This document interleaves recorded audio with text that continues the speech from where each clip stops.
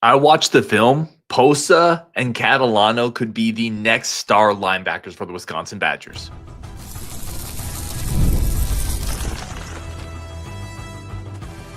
You are Locked On Badgers, your daily podcast on the Wisconsin Badgers. Part of the Locked On Podcast Network, your team every day. What is going on, Badger fans? Welcome to Locked On Badgers, your team every single day. Thank you for being here. Thank you for being part of this community. Thank you for being an everydayer, making this one of your first listens. I really do appreciate you.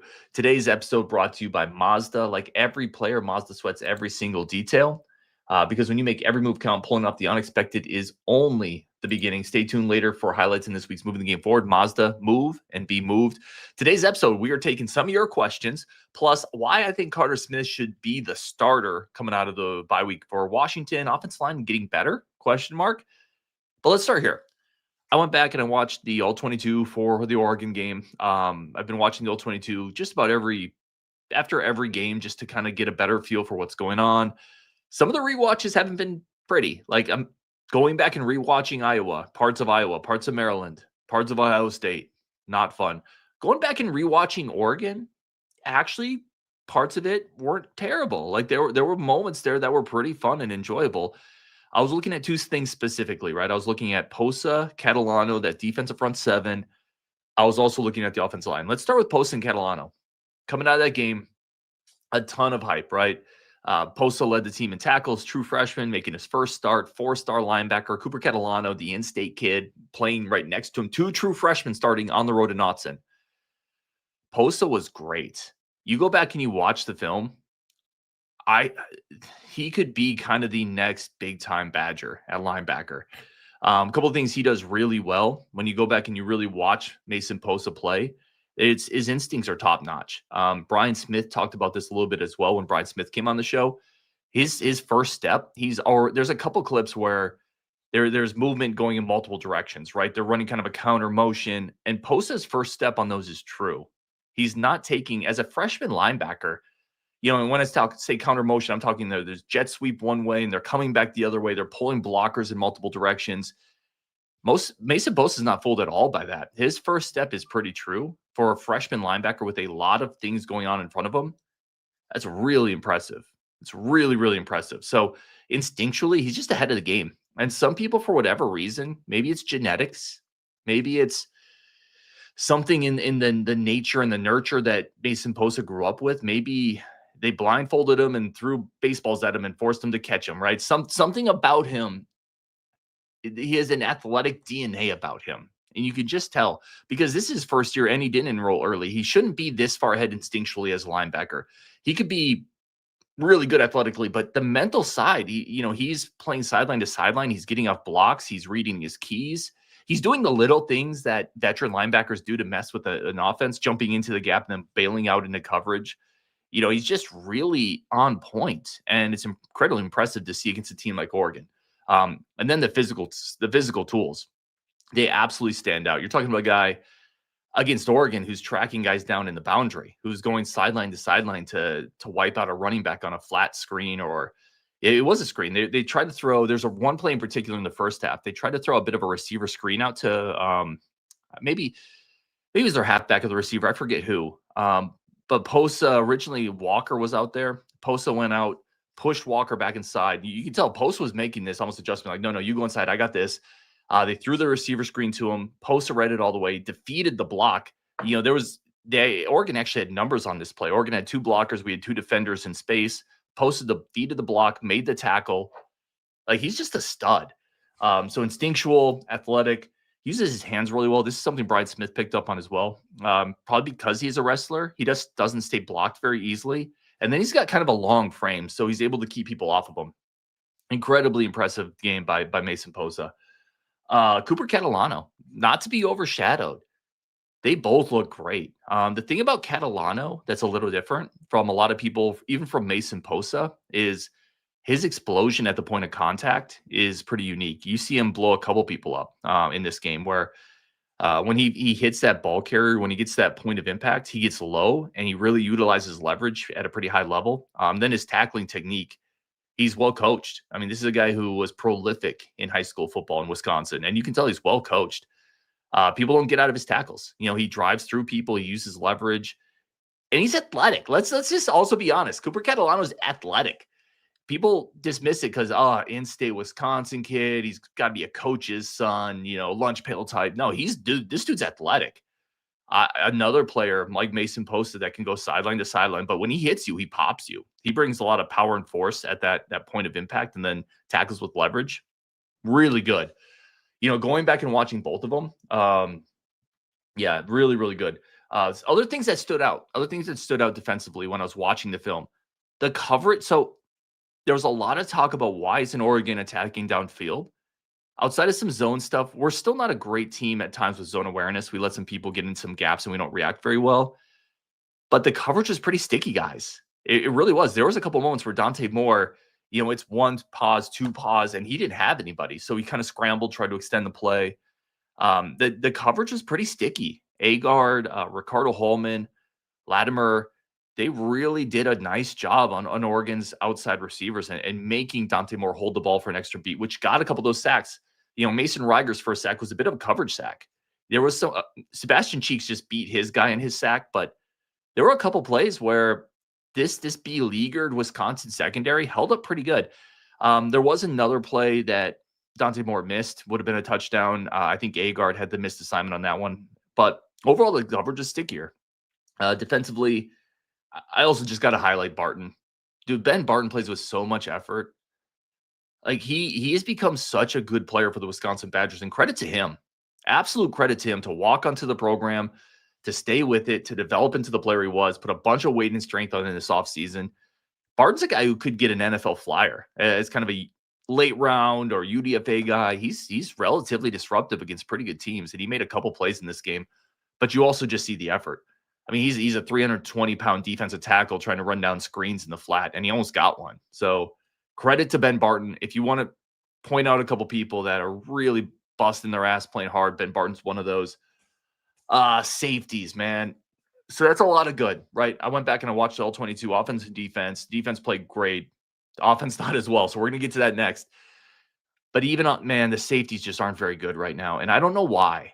I mean, listen, some of it's Preston Zachman being hurt. Preston Zachman being hurt is one of the biggest underrated things that's happened to the Badgers this season that isn't talked about enough. We talk about quarterback, Grimes, offensive line. Dude, Preston Zachman is a massive blow. Hopefully he's back by Washington, but the safeties haven't been good in his stead. A bunch of missed tackles. Austin Brown just struggles with angles. He struggles to square people up. He's really athletic, but I think even though he's been in the program for a couple of years, some of the inexperience shows he just takes poor angles. And then the other guys, Matt Young, Matthew Traynor, they played lower levels of football last year, and it feels like they're not quite there. The safety play on this team it's been one of the issues this year, one of the big issues. And far too often they've come up and they haven't been the eraser. They've taken a bad angle. They haven't made a play on that deep zone. It's an area of the team that hasn't been good enough. And if Preston Zachman can get back for these last four, or if he can get back for the last two, whatever it is, he's going to instantly upgrade what has been, I think, one of the more problematic parts of this Wisconsin Badgers defense. And that has been the safety play. But overall, defense played well. Offensively, the one thing I'd highlight, again, going back and watching the All-22, the offensive line opening up some holes. Legitimately, that interior combination specifically of Cubberly, Heinzen, Brunner, they're getting onto the second level. There's a couple moments where Brunner makes that first block or Cubberly makes that first block. They get that initial double team, and then they peel off to the second level, hit the linebacker. Gideon Atuka didn't just run for 100 yards or whatever it was by accident against Oregon. This offensive line actually played pretty well, considering the talent on Oregon's front seven, considering the road noise, considering some of what Oregon can do. Good stuff from the offensive line. I think it's gelling, and it's becoming more cohesive, and it's becoming better. This was one of the better offensive line performances of the year. And you can go back and you can see, and I put some pictures on Twitter, just some still pictures of some of the holes they were able to open. Good stuff. Hunter Simmons, he just processes too slow. It's just too slow. He has enough arm talent to make enough throws at this level, but his processing, it takes him too long He has to see the open guy, stare him down, and then throw him. And at this level, that doesn't work. You have to anticipate more. He really struggles with that. And it's not his fault. Again, I've said this a lot. It's not on Hunter Simmons. He was a backup FCS quarterback last year. This is not a role that he's ready for. That this is really on the coaching staff and the rest of the offense around him to put him that have put him in this spot where he ultimately cannot be successful. Because if you go back, there are guys open. There, go watch all 22 if you have it, or just go watch some highlights if you have it. There's guys open. They're not massive windows because Oregon's good, but there are guys open, and he just doesn't pull the trigger quick enough. It's as simple as that. All right, we're going to take a break, come back, talk a little bit about why I think Carter Smith should start against Washington, plus the best players of the year. I got a list for you. You let me know if you agree or disagree. All that and more coming up on Locked On Badgers. But first, a quick second for our friends of the show over at Mazda. Mazda does more than just move. Like, Mazda is moving. Mazda's all about moving the game forward, about getting you there in style, about being just a little better way to move from point A to point B. And Mazda is also about those players and those people who move the game forward. It's about redefining the game. Some players in some moments do more than just put points on the board. They move crowds, they move culture, and they keep moving the game forward. And that's what Mazda celebrates. It's the pioneers.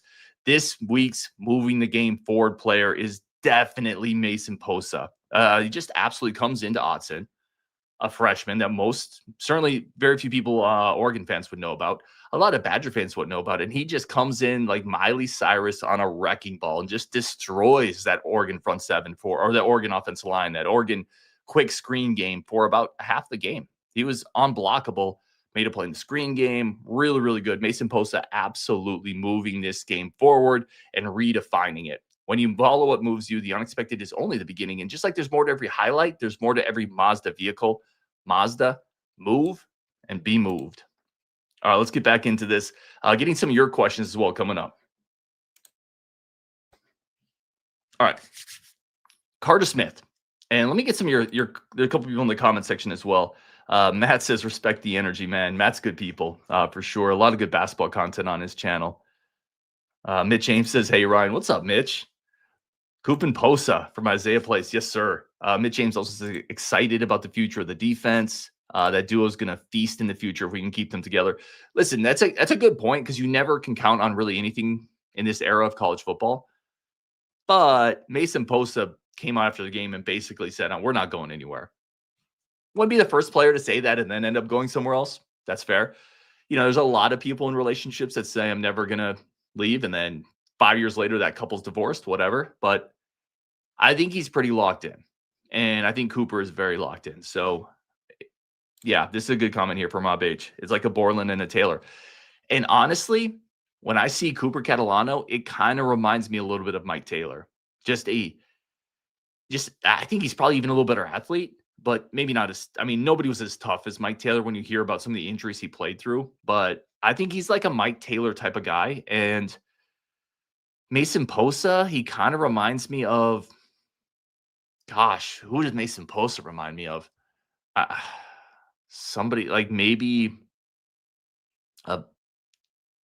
maybe an Alex Van Ginkel, maybe something like that. So just this rangy playmaking outside linebacker, maybe a TJ Watt even in the future. Like, he is just a monster. So maybe like a Ginkel and Mike Taylor type of a combination there. Okay, let's get into Carter Smith. I'm of the opinion, if I'm going to pick who I want to start out of the bye week against Washington, to me, it's Carter Smith. And here's the reasons why. I'm going to start with the other quarterbacks on the roster. Billy Edwards. Listen, if he's fully healthy and he's fully bought in, he should be the guy. I'm just not sure we're ever going to get to that point. I would love that, but I'm not sure we're ever going to get to a point where Billy is fully bought in, fully healthy, fully ready to go. Like, the night is getting short pretty quick here on this season for Billy Edwards, whereas we know Carter Smith is healthy. Like, there's not a question there. And I think young players are going to come in and play with a ton of heart and energy and kind of prove themselves at this level. So for that reason, I'm not sure about Billy Edwards because I just don't know about the health. I don't know about where he's at mentally, right? So that's Billy Edwards. Danny O'Neal, I like him more than Hunter Simmons. He's mobile. He has some experience, but let's be honest. Danny O'Neal played really poorly for large chunks of his time this year. He's not very big. He's probably not the future of this program. Again, do I think he gives you more than Hunter Simmons? Yes, I've consistently said that. I've consistently said I think Daniel O'Neal is the better option than Hunter Simmons because he can move, because he can do some more things outside of the pocket that this team kind of needs with the way its offensive line plays at times. But I think Carter Smith is a little bigger. He's a little more athletic. He's got a higher upside. He could be your starter long term. So again, for that reason, I'm probably going to go Carter Smith over him. And then Hunter Simmons, it's no fault of his. I've said this a bunch of times. It's not his fault, but he's not good enough, right? So when you go through the rest of the quarterbacks, I kind of look at Carter Smith and say, take this bye week, right? You have 2 weeks, put in a package, RPOs, quick throws, move the pocket, some quarterback runs, do some things to really simplify it. Don't put it all on his shoulders, but let's start to build for next year. So maybe you don't need a portal starter next year, right? If Carter Smith, these last 4 games can play decently, get better, get experience, go into the offseason, maybe even win a game. Maybe you go into the offseason with a little more confidence, that experience, and you build off that in the offseason. And that's your starter next year and for the next 2 or 3 years. I think this is an opportunity to maybe develop your quarterback of the future in a season that's not going anywhere. You still got to win games.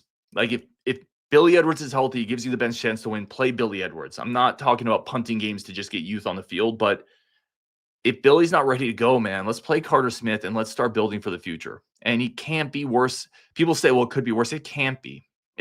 Hunter Simmons was 1 of 13. It's not going to be worse than that. Will he turn the ball over a couple times? Yeah, but so is Daniel O'Neal, and so is Hunter Simmons.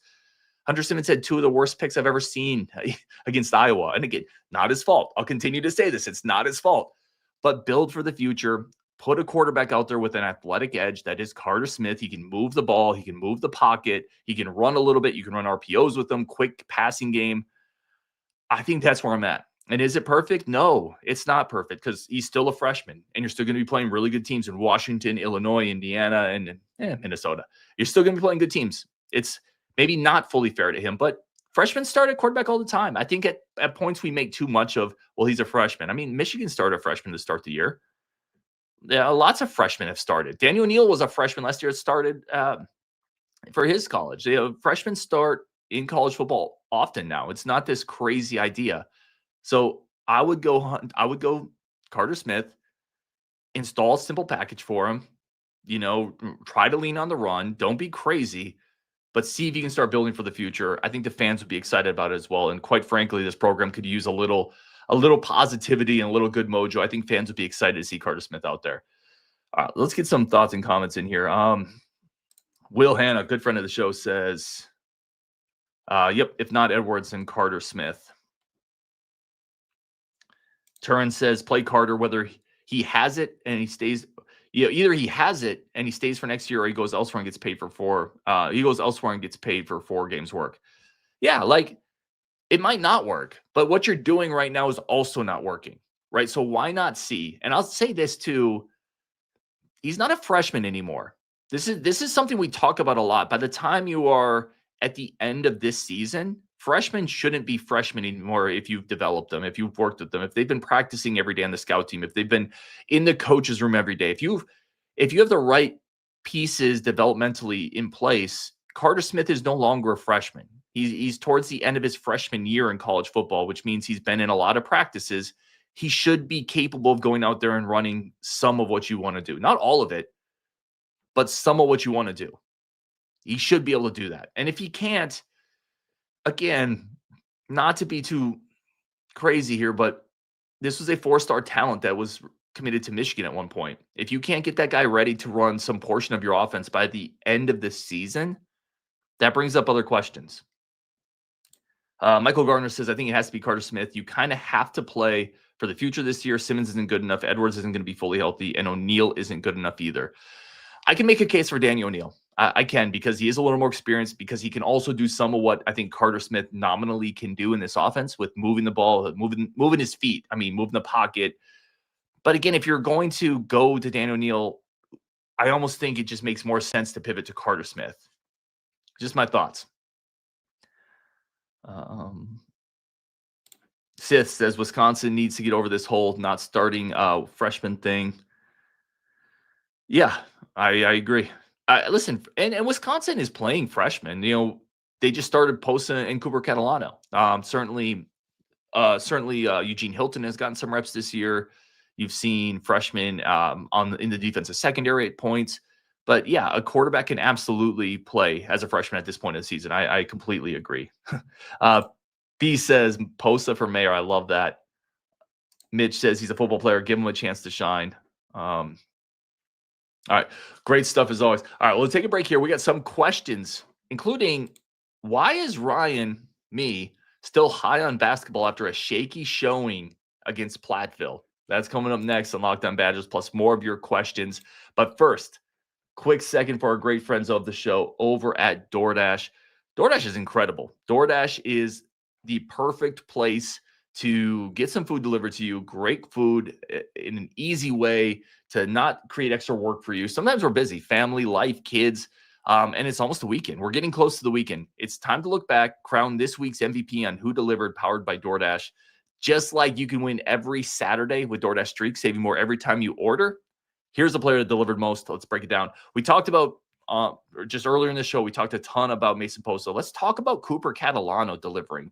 Absolutely flying around the field. The other freshman linebacker, sideline to sideline. He delivered in a big way in a tough road environment.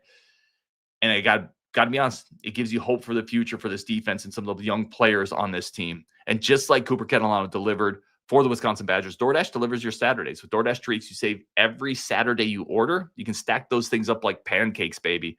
Stack it up all season, and you can save up to $250, including $100 in DoorDash credit. So the more you order, the more you can stack up these savings, get whatever that type of food you want, and save money on top of it. Order this Saturday. Keep the streak alive. Fuel your game day only with DoorDash. Terms to apply. Promo period through 11/18. Today's episode also brought to you by our great friends over at FanDuel. The NBA is back. Full swing, and there's no better place to get in on the action than FanDuel, the official sports betting partner of the NBA. Even if you missed the start of the game or you want to ride the hot hand, live in-game betting lets you kind of stay in the action, even if the game gets out of control. Plus parlays, futures, teasers, spreads. It's all over there on FanDuel. It keeps every game exciting, especially when your team is maybe making that late push. Right now, FanDuel is giving new customers $300 in bonus bets when your first $5 bet hits. Head to FanDuel.com, sign up, and play your game with FanDuel, the official sports betting partner of the NBA. All right, let's get into some of your questions. We got some good ones here from the Discord, from a few other spots. So let's do that here. I like this first question. This is from AZ Badger in our Discord. If you're not in Locked On Badgers Discord, I'd love to have you there. It's free. It's just a great place to talk sports, among many other things. Why is Ryan high on Bucky basketball? Struggled to beat D3 team with all Wisconsin players. Hint, hint. That's a good question. No, I appreciate the question, AZ Badger. Why is Ryan high on Wisconsin basketball right now? I didn't think. Let me start with what annoyed me in that scrimmage. So they're just coming off that scrimmage against Platteville. I don't think they played great. I don't think they showed great energy. I thought there was some laziness. And that did kind of bother me a little bit because I think the really good teams don't switch it on and off. I think you build habits, and whether it's a rep in practice, it's a practice on a tough night, or it's a game against a team you should outmatch, you would like to see a level of intensity that sets a standard for your program. And I don't think we necessarily saw that against Platteville. The one thing I would say is consider Platteville is obviously coached by Greg Gard's brother. So I think there's an element of, and it's also guarding, an event to help benefit cancer awareness. So I don't think there's an intention to make Platteville look bad. I'll just say, I think if Wisconsin at any point in time wanted to, they could invert their offense and they could put John Blackwell down in the post and score every time. So I think there is an element of that where you have brothers coaching against each other for a really good event. And the Badgers certainly didn't go into that game with a killer mindset. And I think some of those are reasons why, right? I think there was very much an intent not to embarrass anybody on what is a kind of a family affair, but also a night for a really good cause. So I think that's part of it. But yeah, there's some defensive lapses that bothered me. Defensive transition, perimeter defense, that's got to get better. But why am I still high on this team? I believe in the offense. I believe in the shooting. Like, this was not a good shooting game for the Wisconsin Badgers. They shot less. They put up a bunch of threes. They didn't make a lot of them. But I think water finds its level. So I think the shooting's going to be fine. If they hit the threes, I think they're going to hit. probably win against Platteville by another 15 or 20 points. They just didn't shoot well. So I think this team is going to go how it shoots most of the year. And when they shoot really well, they're going to just blitz teams out of the gym. And when they don't, it's going to be kind of a slog. But that's the type of team this is. And I still really believe in the shooting. Individually, I think Nick Boyd's got to get a little better. Like, I think he's still trying to find his way. I don't love him as a, kind of a catch and shoot 3-point guy. I think he's taken a few too many perimeter shots, both in the game against Oklahoma and in the game against Platteville. I think when he starts getting downhill, more things happen for the team. But, a lot of new pieces, exhibition games. I think there was very much an intent not to embarrass anybody in this one. So I guess that's why I'm not too worried about it. I still think this team is really skilled athletically and really good offensively. This was from Badgers 1. Will the coaching staff be able to hang on to Amari Latimer? Oh, man, I hope so. This is a good question. I don't think so. Ultimately, if you made me bet on it, and listen, Latimer's been on the show. I love that dude. I think he's a competitive, crazy person. He's supremely talented. I think he's the best player in the class. He's coming off a visit to Ohio State. He's also coming off, he'll be going to Tennessee this weekend. Tennessee is an incredible home environment.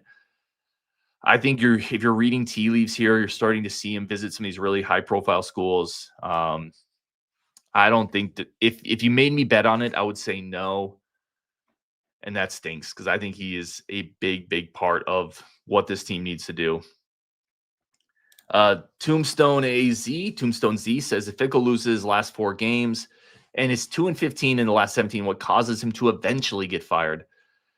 Yeah, I think it'll be next year. I think next year, if he does eventually be fired, I think it will be because of a lack of improvement next year with probably more money, better resources, and an easier schedule. I know people can think of whatever they want about it. I've been pretty consistent for a long time here that I don't think he's going to get let go after this season. I just don't. I haven't thought that, for really forever. So I think what leads him to eventually get fired, if it happens, is another subpar year next year when you have more resources and an easier schedule. And I think that will probably be it if it happens. All right, let's get a couple more questions in the comment section. Again, I appreciate everybody for being here. I didn't do a very good job of advertising this for sure. Let me go up. Yeah, Jan said it before. Got to see what Carter has. The coach has to recruit a guy that he thinks is going to be the future. Again, I just don't know what you have to lose.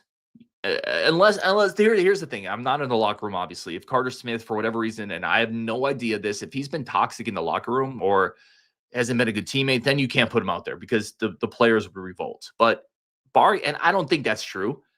Barring that, I don't know what you have to lose. You've been playing Hunter Simmons, who has been the worst quarterback in the Big Ten.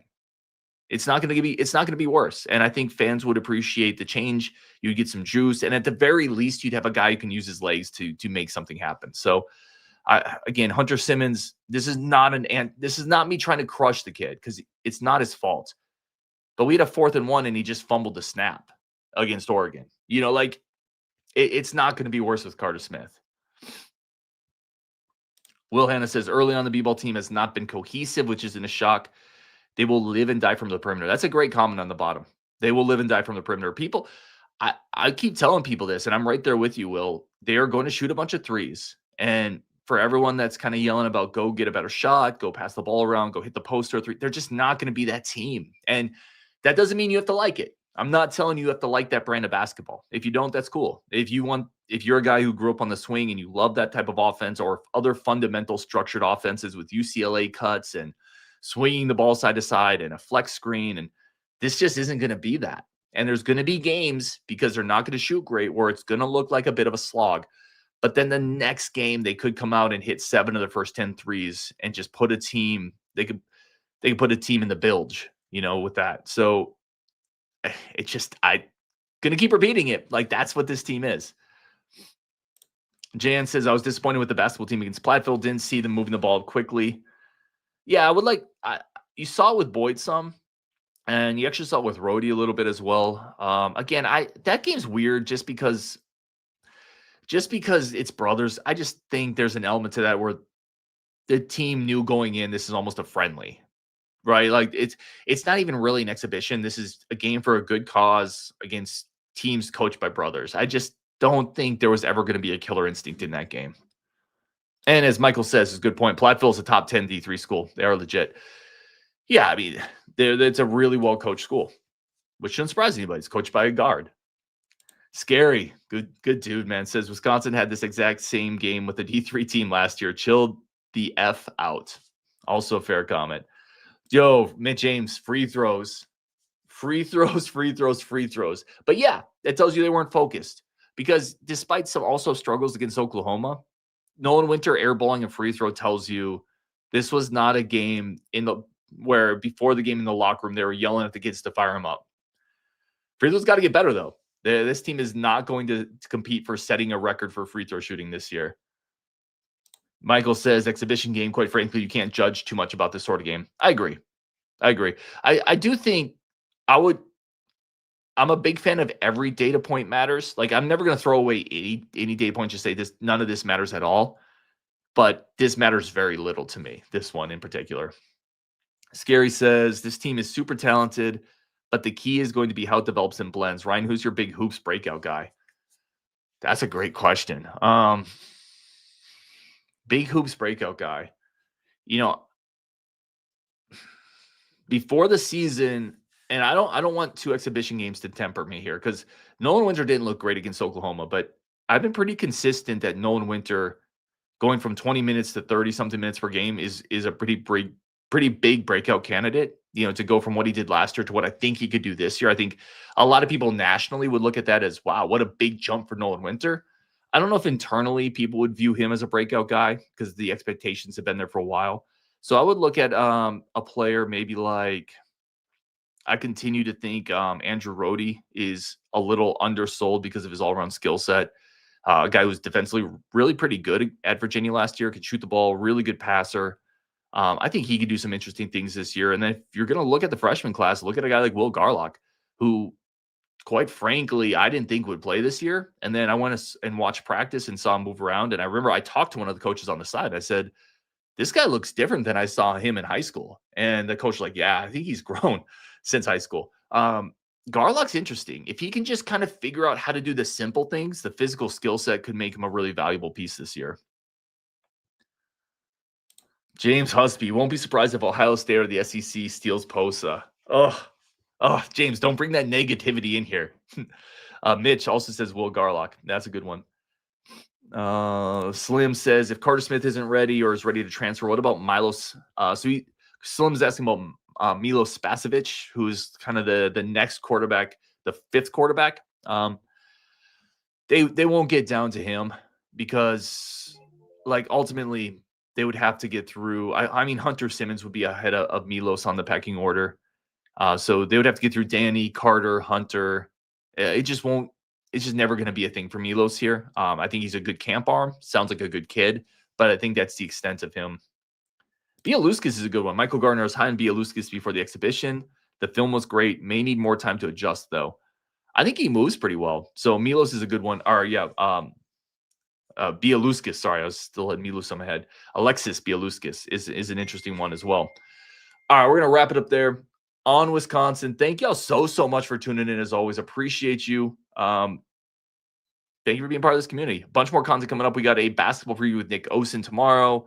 Probably a live call-in show pretty soon. Obviously, Hoops is around the corner. Some really good guests coming up as well on Wisconsin, and we will definitely talk to all of you later.